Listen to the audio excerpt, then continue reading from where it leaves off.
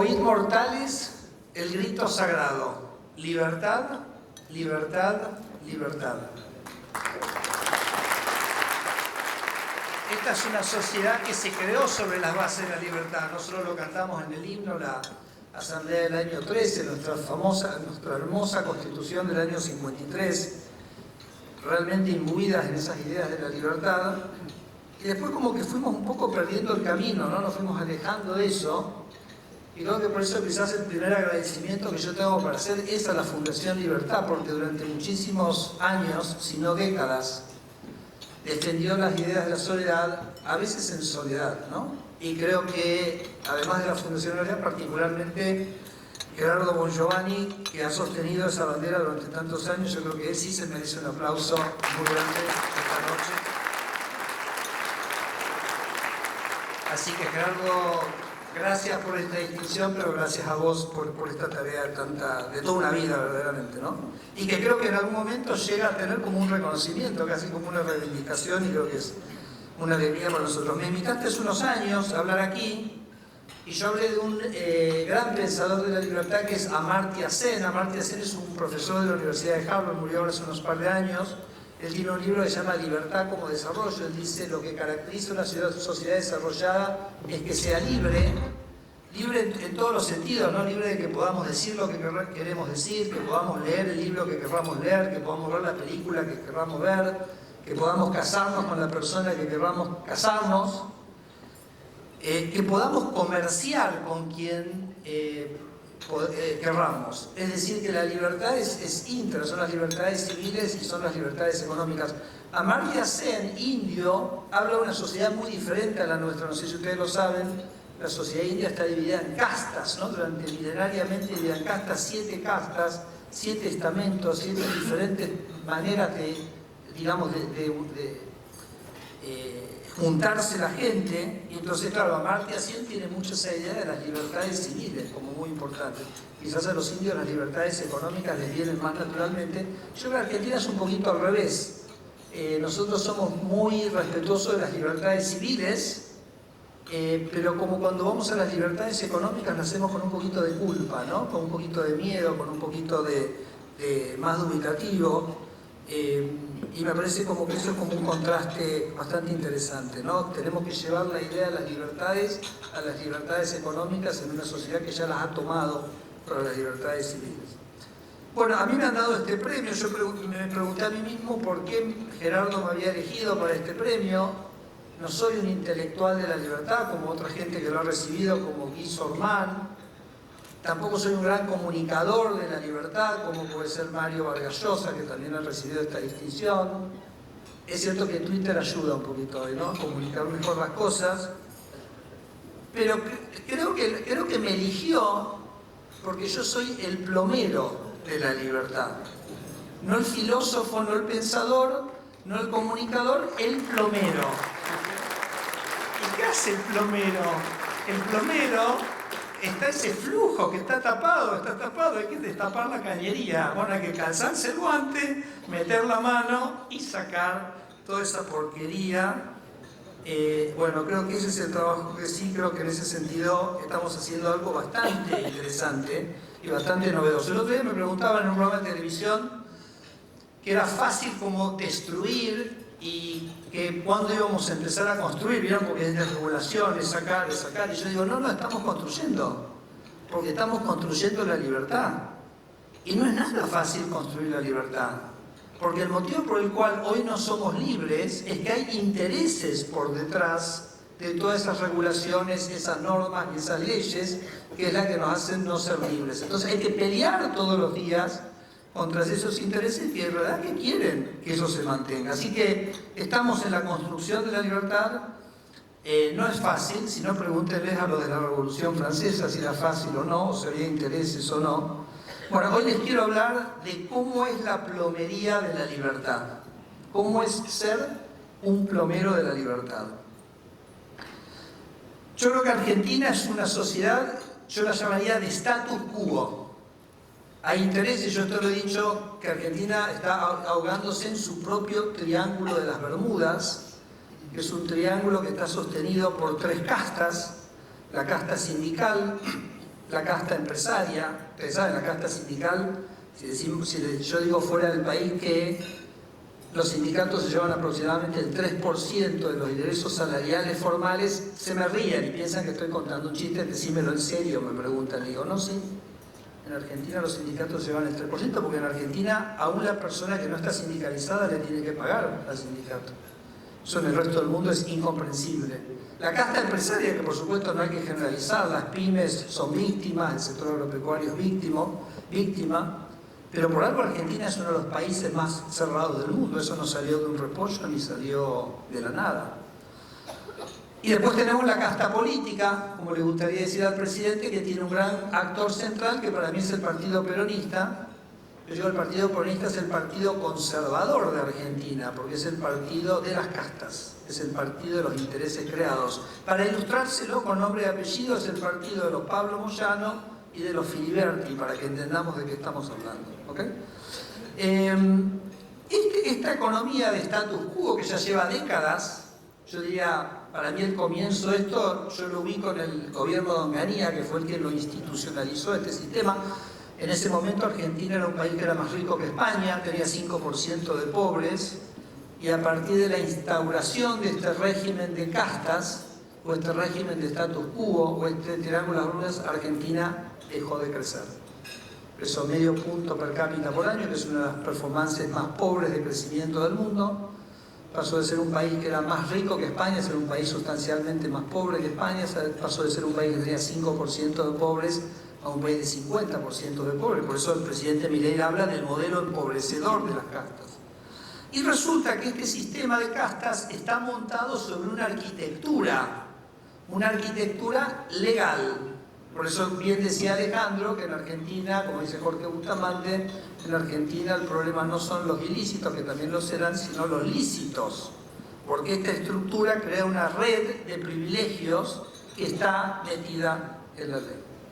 Entonces, si uno quiere ser un plomero de la libertad, tiene que meterse con esa estructura legal.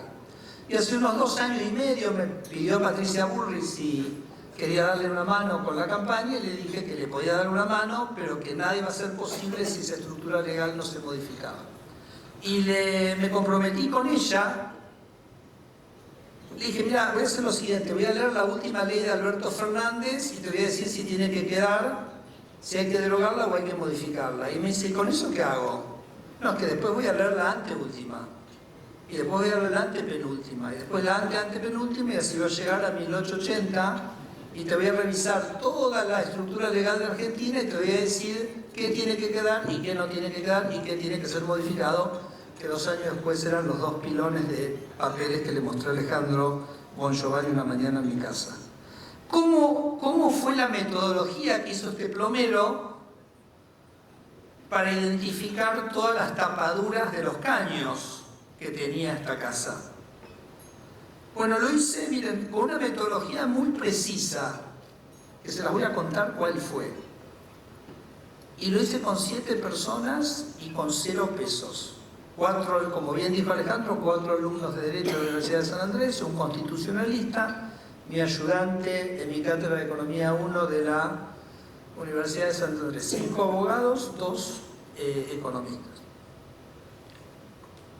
Arrancamos con una cosa que se llama el digesto jurídico argentino, porque vos tenés que saber cuáles son las leyes que tenés que revisar. El último digesto jurídico se había aprobado cuando con Pablo y Gisela estábamos en el Congreso, el año 2015, que decía las leyes que estaban vigentes en 2015. Lo primero que hicimos fue actualizamos ese digesto hasta el 2022, que fue cuando empezamos a trabajar, cosa que era factible hacer por una cuestión de ver qué se había aprobado y qué se había derogado en esos últimos años. Era un trabajo factible. En un mes y medio lo teníamos listo. Y después teníamos entonces ya las 4.200 leyes de Argentina divididas por temáticas. Entonces acá viene la explicación de cómo funciona este plomero. Leyes ambientales, 40 leyes ambientales. La llamaba Patricia Bullrich y le decía, Patricia, ¿con quién trabajás los temas ambientales? Me dice, con la persona, tal persona. Okay. Federico Cairo, por decir la persona que era. Lo llamo Federico. Federico, me tenés que dar una mano con las leyes ambientales. Perfecto, me dice, te mando un trabajo que le escribimos a Patricia sobre las leyes ambientales. Y yo le dije, no, te pido disculpas, pero no leo trabajos. Ah, me dice, bueno, si querés hacemos una reunión y te cuento. Te pido disculpas, pero no hago reuniones. No haces reuniones. Te mando unos bullets. Y con los puntos, no leo bullets. Entonces me dice, ¿qué carajo querés? Entonces le digo, no sé qué problema hay. Me dice, bueno, a ver, no sé, qué sé yo, la ley de glaciares. Vieron que Argentina tuvo un debate muy largo, muy extenso sobre la ley de glaciares, que protege las áreas con glaciares, pero el problema central es que también protege las áreas periglaciares, las que están. Esto, por supuesto, acá en Rosario, ustedes no están muy cercanos a este tema, pero a veces si esa área está muy ampliamente definida, puede prácticamente prohibir la actividad económica y minera en una provincia entera. Entonces le digo, bueno, tenemos un problema, sí, tenemos un problema, lo discutimos, le digo, bueno, bajate de Infoleg la ley de glaciares y la editás, me la mandás editada con los cambios que querés hacer. Bueno, cuando yo llegaba a ese punto de la conversación, el 70% de la gente desaparecía.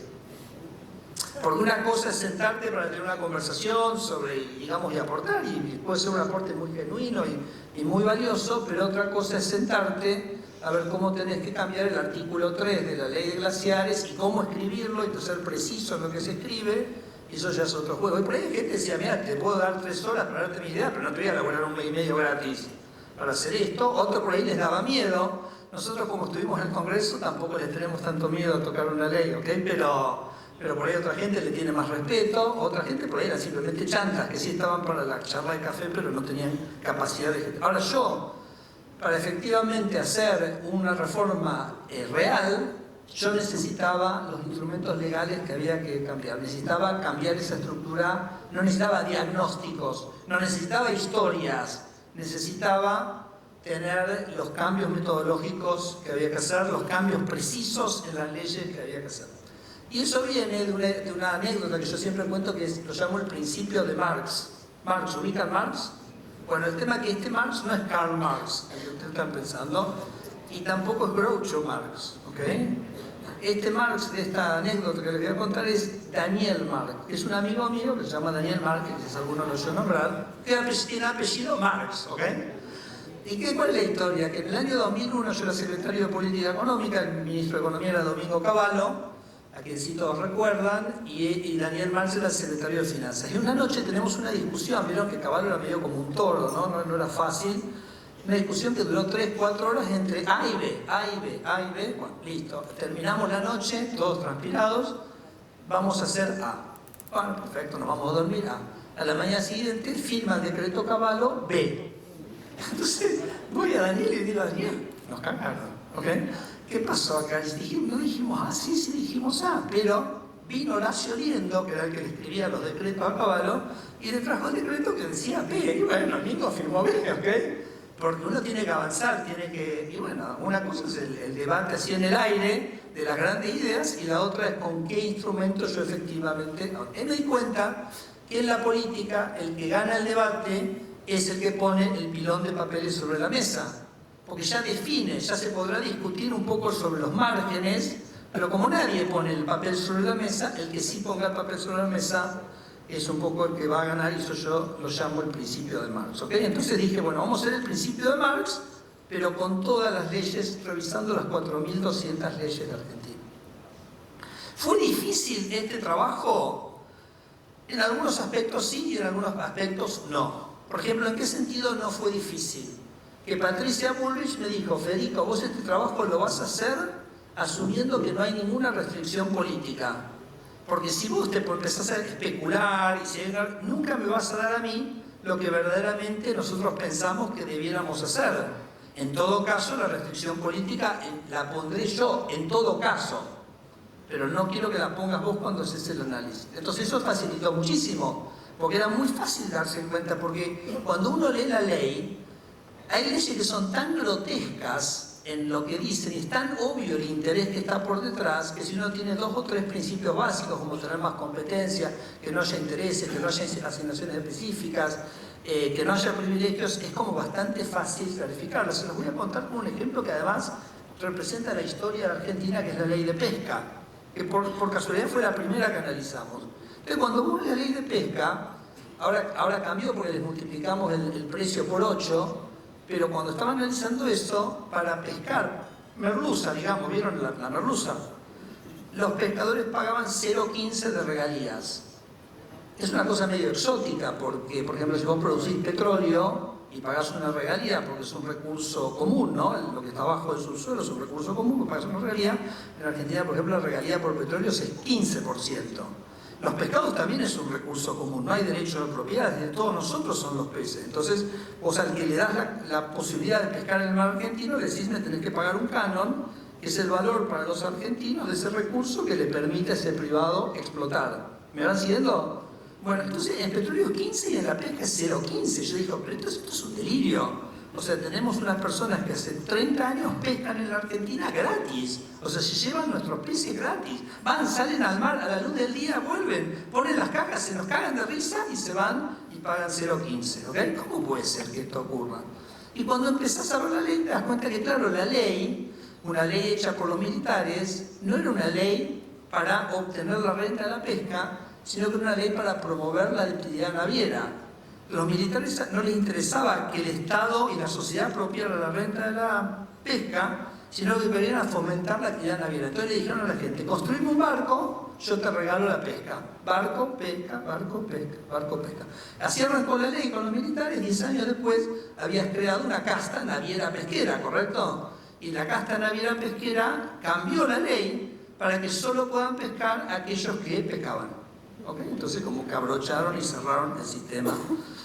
Entonces como que era bastante fácil entender qué es lo que debía cambiar. Por supuesto en la ley base nosotros propusimos que cuando vencieran las concesiones actuales se licitaran, como es el petróleo en cualquier lado, querés pescar, licitar cuánto estás dispuesto a pagar, conseguimos 0 votos, ¿ok? Pero eso ya es como otro cantar, ¿ok? Entonces era fácil saber lo que había que hacer y cómo cambiar estas leyes. Hay una cosa que sí era un poquito más difícil, que es, por ejemplo, que era a veces difícil usar los especialistas, porque a veces vos entras en una ley que es un poquito especial y dices, uy, yo soy un especialista.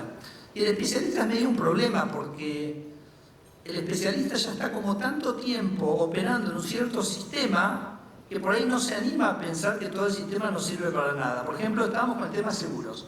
Seguros, vos para vender un seguro tenés que usar un productor de seguros. Y yo digo, ¿esto para qué sirve? Si una empresa quiere vender un seguro, que venda un seguro, entrenará a sus vendedores, pero esto del productor de seguro. Entonces, estaba hablando con la persona del equipo de Patricia Bullrich y lo veo que se pone como muy nervioso y le digo, ¿qué te pasa? Y me dice que soy productor de seguros, ¿ok? Le decía que había que derogar la cosa. Después otra cosa que también es muy interesante, que ya no lo diría tanto del proyecto, sino de lo que está pasando ahora, que muchas veces vos para reformar tenés que enfrentarte con la burocracia. Y la burocracia es una, digamos, ya lo digo, no estoy pensando en la burocracia que piensa en una coima, ¿ok? En armar un trámite para pedir un peaje. Aún desde lo genuino, muchas veces el burócrata quiere pensar, empieza a pensar, bueno, ¿qué riesgos pueden ocurrir? Entonces hagamos esto para evitar el riesgo y como que arma toda una red de protección sin tomar conciencia que toda esa red de protección mata muchas cosas. Porque pone unas barreras a la actividad, sobre todo a las pymes. Por eso digo, la desregulación es lo más pro-pyme que existe, además de ser lo más anticorrupción que existe. Porque todas estas regulaciones solo sirven son obstáculos, sobre todo para el que está pensando y para el pequeño productor y el que empieza, ¿no? Entonces tenemos este dilema entre el riesgo que queremos mitigar y lo que matamos por querer mitigar el riesgo. Yo les doy un ejemplo que es absurdo. Si no quisiéramos que nadie muriera cruzando la calle, sí podríamos prohibir que la gente cruce la calle. Pero entienden que eso sería un absurdo. Pero esos riesgos están muy poco sobre la mesa, están muy poco ponderados en la tarea y como una parte importante nuestra es como de alguna manera revelar esto. Por ejemplo, un tema que he hablado con 10 personas hoy en el cóctel. Los prácticos, ¿ubican lo que son prácticos? El práctico, y me decían, no lo digas así, sí, lo digo así, es un hiato que vos lo pones en el barco y te dice por dónde ir. Es una cosa que se ha usado en muchos lugares del mundo, porque por más buen capitán que vos sos, si entras en un puerto que tiene rocas, etcétera, y venís con un tanquero petrolero, puedes hacer un desastre si no conoces bien el puerto, ¿ok? Ahora, en Argentina no hay rocas en el río de la Plata y en el río Paraná. Hay arena, lo que te puedes decir, te puedes encallar, eso sí, definitivamente. Si te encallaste en remolcar, te cobraron una multa, internalizás todo el costo de eso, pero no es que podemos tener una catástrofe de que pueda venir un barco, encallarse. Entonces decimos, bueno, listo, ¿para qué entonces es obligatorio el práctico? El que lo use, el que lo quiera usar, el que no lo quiere, que no lo quiere usar. Entonces tenemos esa decisión. Bueno, cuando Patricia perdió, miren esta cosa increíble, me escribe un mensaje al día siguiente, un WhatsApp, imagínense, había perdido la elección, ¿correcto? Y me dice, ese día, al mediodía, hace esa conferencia de prensa donde apoya a Javier, ¿correcto? Y fue un punto central de la campaña. Esa mañana me escribe y me dice, Federico, no te desanimes, el proyecto que preparamos juntos vas a ver que se va a hacer realidad con Javier. Incluso, quizás, más que si hubiera ganado yo. Fíjense la visión, la grandeza y la humildad de Patricia. Y ahí entonces decidimos llevarle las 2 pilas que vio Alejandro a Javier. Tuvimos una reunión donde duró 5 horas que revisamos el marco legal de Argentina entero, claro. Y Javier gemía, como si estuviera teniendo un orgasmo. ¿Okay?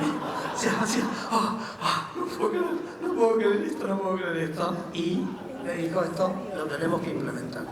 Bueno, entonces esas 2 pilas se convirtieron en el DNU 70 en un primer momento y después la ley bases. Y la ley bases, lo que tiene más importante para nosotros es el artículo 3, que ahora lo voy a describir, que son unas facultades delegadas muy generosas que nos ha dado el Congreso por un día, por un día, no, estoy apurado pero no tanto, que nos ha dado por un año el Congreso, aunque hoy quiero decirles que solo me quedan 203 días, ¿ok? Tengo un reloj fuera de mi oficina, un counter que va contando los días que nos faltan y quiero que cada persona que entre en mi oficina vea cuántos días queda y que ese número va cayendo. Les cuento un par de cositas del DNU y de la ley bases antes de un comentario final que quiero hacer. El DNU fue como una suerte como de manto de libertad porque derogamos un sinnúmero de leyes, pero hoy quiero hacer un doble clic en un artículo puntualmente que fue una modificación que hicimos del Código Civil y Comercial. Modificamos el artículo 958 del Código Civil y Comercial, donde lo que decíamos en ese artículo es que los contratos privados priman por encima del Código Civil y Comercial, que era el espíritu original de nuestro Código Comercial de Vélez Sarsfield. Digamos que lo que es rey es el contrato entre privados. Y en todo caso el código opera de manera supletoria, llena en todo caso los vacíos que un contrato no terminó de definir. Lamentablemente nuestra jurisprudencia, quizás el espíritu del siglo XX nos fue alejando de ese espíritu liberal y básicamente llegamos a un punto donde el Código Civil y Comercial te decía estrictamente cómo tenías que hacer un contrato de alquiler, cómo tendrías que hacer un contrato de franquicia, cómo tendrías que hacer... Y eso por ahí no era para nada lo que la gente quería hacer. Entonces nosotros cambiamos el artículo 958 del Código Civil y dejamos taxativamente claro que prevalece el contrato individual sobre el contrato del Código Civil, excepto, por supuesto, para los que son abogados, las leyes de orden público, por supuesto, no entran, pero para el resto sí. Y yo creo que eso encierra un concepto muy interesante que es... Bueno, voy a decir una cosa que por ahí suena mal, pero ahora me voy a explicar, que es la democratización de la justicia. No en el sentido kirchnerista, ¿ok? En el sentido de que yo digo, cada uno puede elegir en cada contrato individual qué contrato y qué justicia quiere tener, cómo quiere organizarse ese contrato. Me parece que es un proceso de democratización de la justicia que está muy copado.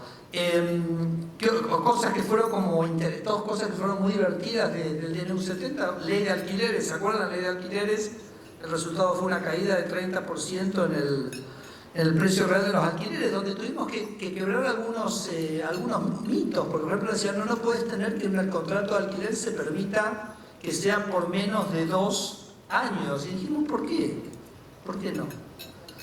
La verdad es que no había motivo, entonces eso también lo liberamos, ¿no? Y yo creo que eso también es una cosa bastante distintiva de este gobierno de Javier Milei, que es que nos obliga a nosotros permanentemente, antes de tratar de resolver o simplificar o mejorar algo, preguntarnos si eso que estaba debiera estar o no debiera estar, ¿no? Entonces es como que eso es un ejercicio muy fructífero. Ustedes saben que hicimos la modificación del mercado de lo comercial. Ahora voy a decir una cosa porque involucra a Santa Fe en un minuto. Hicimos en la ley base la reforma laboral. Ya está, la reforma laboral se terminó, no nos piden más nada porque ya se hizo. No solo por el tema de multas, etcétera, sino porque pusimos un artículo donde cada convenio colectivo puede de alguna manera ser como escindirse del 245 de la ley de contratos de trabajo y resolver el problema más álgido y demás que genera mayor incertidumbre en una relación laboral, que es el despido. ¿Cómo se resuelve el despido que te genera tanta incertidumbre jurídica y económica? Entonces los convenios pueden resolver eso de manera totalmente libre. Y me parece que eso es como, casi diría, lo más importante que había que hacer de reforma laboral, ya está. O digo una última cosa, estamos cambiando el sistema de habilitaciones en SENASA. Antes, digo, son como conceptos de cosas que estamos haciendo, por dar algunos ejemplos.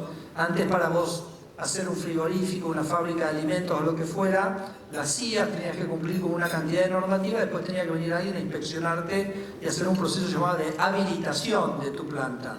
Nosotros estamos dando vuelta a eso, decimos, mira, el SENASA te pide esto, si vos me decís que lo tenés, arrancá. Porque creo en el empresario. Este es un gobierno que cree en los empresarios, no cree en el Estado. Nosotros, por eso alguien hablaba que nosotros cuando pensamos el nombre del ministerio, me dice, Javier, ¿hacemos el Ministerio de Modernización? Le digo, no, modernización no. Si el Estado atrasa, no moderniza. En todo caso, sería el Estado el Ministerio de la Atrasación. Suena muy feo. Pongámosle el Ministerio de la Desregulación.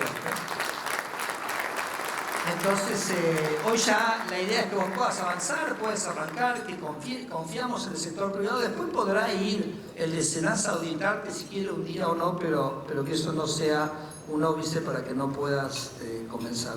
Como yo les decía, la ley base nos ha dado una herramienta increíble, que es el artículo 3, que tiene dos incisos, el inciso A y el inciso B. El inciso A nos permite eliminar todas las cosas que están por ley, que consideramos que son trámites o restricciones que el Estado impone y que son inútiles. Y el 3B nos permite eliminar todos los organismos públicos, reparticiones, fusionarlas, cerrarlas, etc. Y les voy a dar simplemente un ejemplo de las cosas que podemos hacer con la... Les voy a dar un ejemplo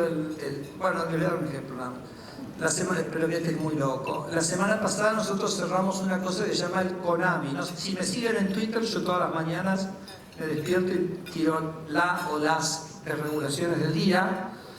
Mañana hay buen material, va a haber buen material mañana. Pero el jueves pasado hice un mail que cerramos una cosa que se llama la CONAMI. La CONAMI es una Comisión Nacional de Microcréditos. Ahí veo que dice qué carajo será la CONAMI. Entonces digo, claro, porque muchas veces la trampa de estos cotos de casa es que nadie sepa que existen. Ese es el juego, que nadie se entere. Como el otro día me llama, miren esta historia, me escribe un señor, me dice, trabajé toda mi vida en un gremio, quedé desempleado, ayudaba a hacer los trámites jubilatorios. Bueno, listo, está. Tengo 52 años y me puse a estudiar Derecho. Y digo, bueno, me voy a ganar unos mangos mientras estudio Derecho ayudando a la gente a hacer los trámites jubilatorios, que lo hice toda la vida en el gremio, y me doy cuenta que no lo puedo hacer. Porque para hacer el trámite jubilatorio, si no es que uno lo hace personalmente, uno tiene que ser un abogado registrado en un registro de la ANSES. ¿Y por qué? Y entonces le mando a Mariano de los Heros, que es el presidente de la ANSES, y digo, che, Mariano sabía de esto. Y me dice, ¿qué es esto? Es una locura. Además tenían 50 personas con ese maldito registro, porque te pedía hasta el registro de sangre de tu bisabuelo. Entonces, el análisis de sangre de tu bisabuelo. Entonces, listo, lo eliminamos así de un saque. Pero escuchen, CONAMI. Entonces, CONAMI, Comisión Nacional de Microcréditos. Daban microcréditos. ¿Se imagina el gobierno nacional dando microcréditos? Que es una cosa dificilísima de hacer, muy local. Y entonces llegamos a la cuenta que la plata que se había puesto para ese programa, para generar esa cartera, hoy la cartera era el 0,15% de la plata que se había puesto en los últimos 18 años.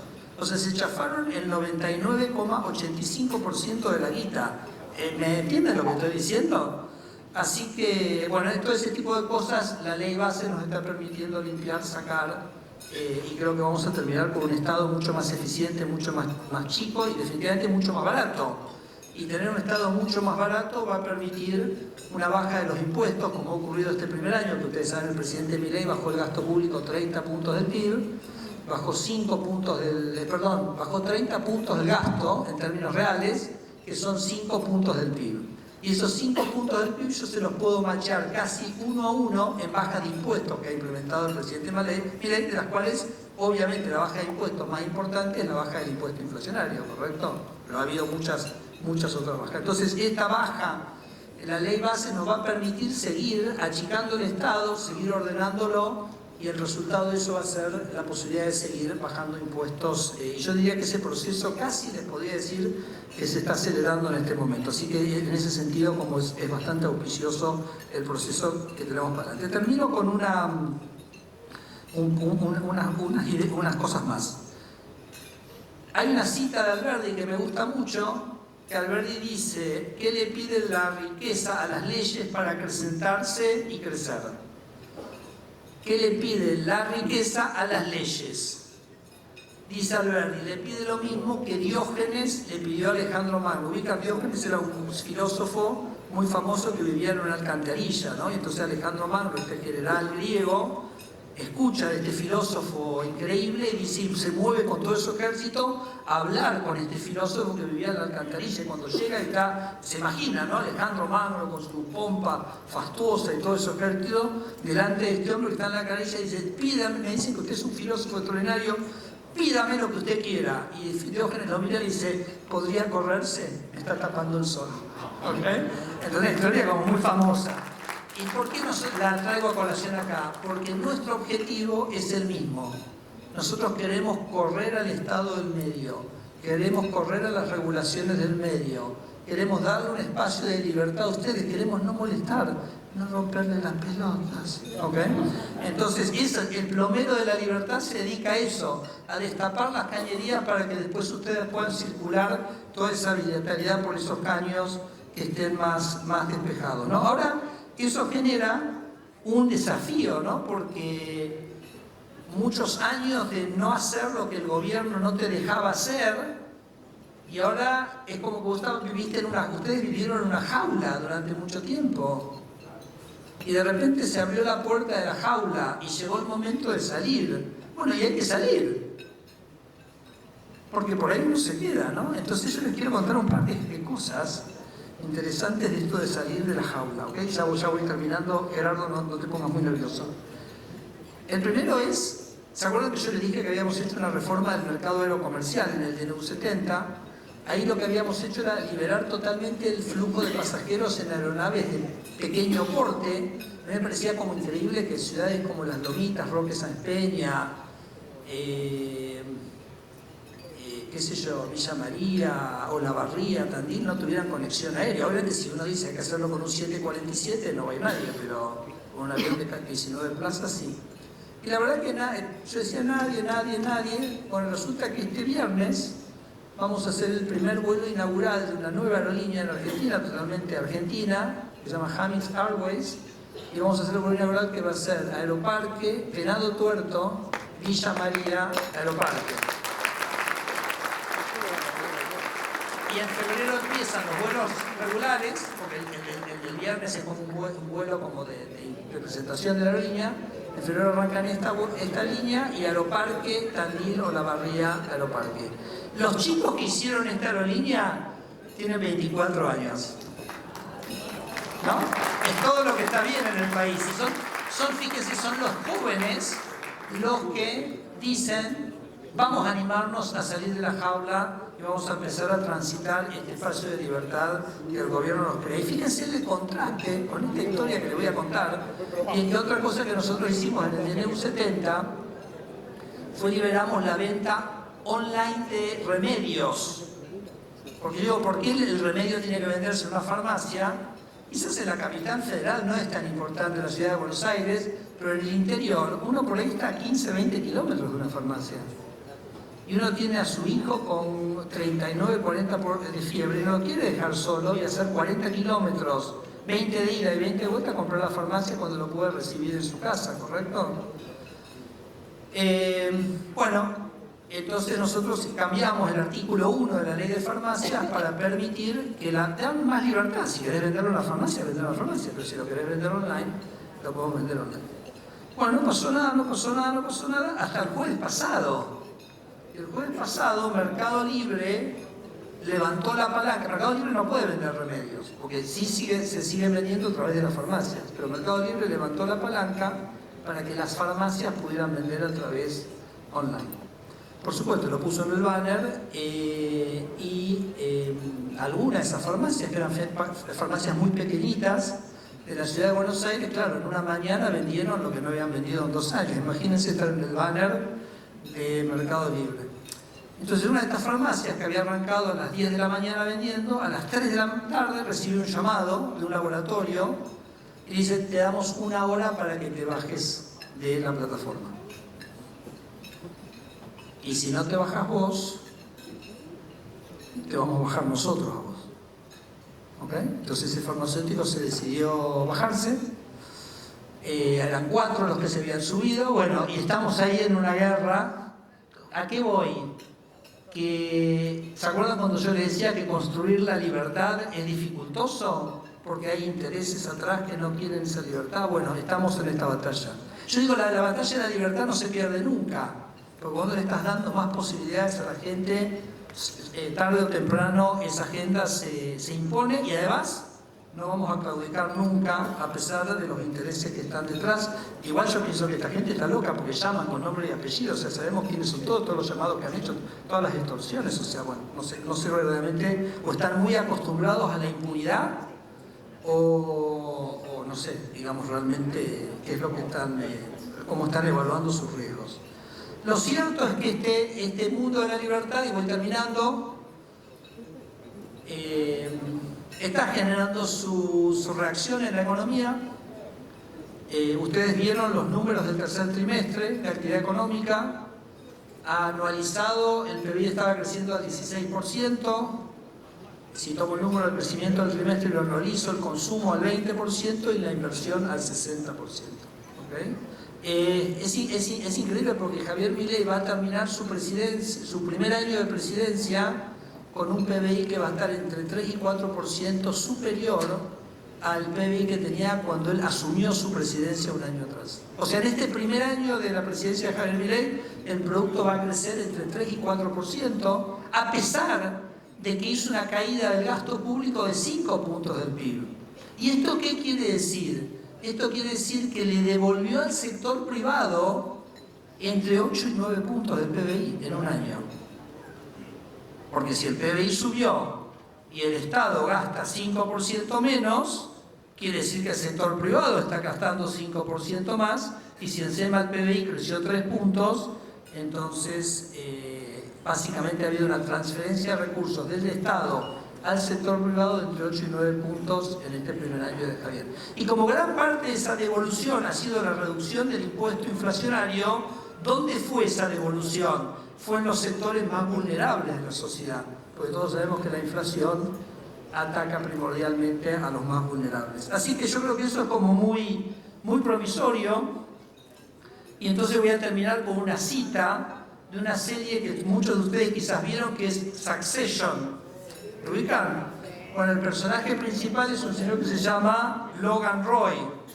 Y en un momento, estamos acá, ¿no? Ya casi como una cena de fin de año, ¿no? Y tenemos que preguntar qué podemos decir del 2024 y qué podemos decir del 2025. Y le preguntan, ¿qué es más importante, el futuro o el pasado?